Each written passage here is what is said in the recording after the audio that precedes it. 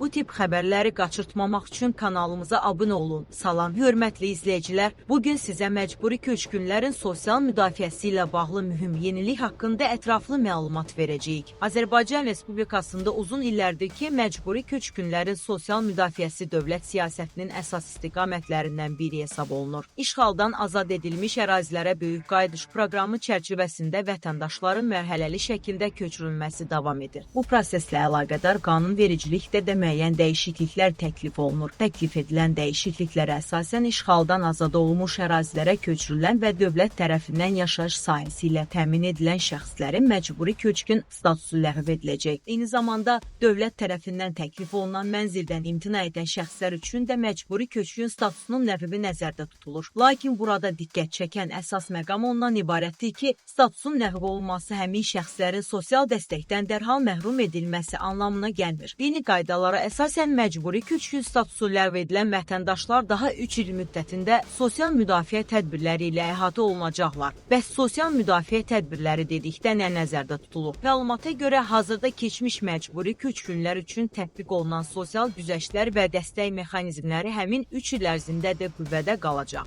Bu dəstəklərdən biri aylıq müayinətlərdir. Mövcud qaydalara əsasən ailənin hər bir üzvü üçün aylıq 60 manat məbləğində ödəniş həyata keçirilir. Bu ödənişlər ailələrin sosial rifahının qorunmasına və onların yeni yaşayış mühitinə uyğunlaşmasına kömək edir. Bununla yanaşı təhsil sahəsində də mühüm güzəştlər mövcuddur. Keçmiş məcburi köçkün ailələrinin övladları dövlət ali təhsil müəssisələrinə ödənişli əsaslarla qəbul olunduqları halda onların təhsil haqqları dövlət tərəfindən qarşılanır. Bu güzəşt minlərlə gəncin ali təhsil almaq imkanlarını genişləndirən vacib sosial dəstək mexanizmlərindən biri hesab olunur. Həmçinin müxtəlif dövlət rüsumları və xidmətlər üzrə də müəyyən güzəştlər tətbiq edilir. Bu imkanlar vətəndaşların maliyyə yükünün azaldılmasına xidmət edir. Mühüm məqamlardan biri də tələbələrlə bağlıdır. Əgər keçmiş məcburi köçkün ailəsinin övladı universitetə qəbul olarkən bu güzəşt hüququna malikdirsə, onun təhsil müddəti 3 ildən artıq davam etsə, belə həmin hüquq bütün təhsil dövrü ərzində saxlanılacaq. Yəni tələbə universitetə daxil olduğu zaman qazandığı güzəşt hüququnu məzun olana qədər istifadə edə biləcək.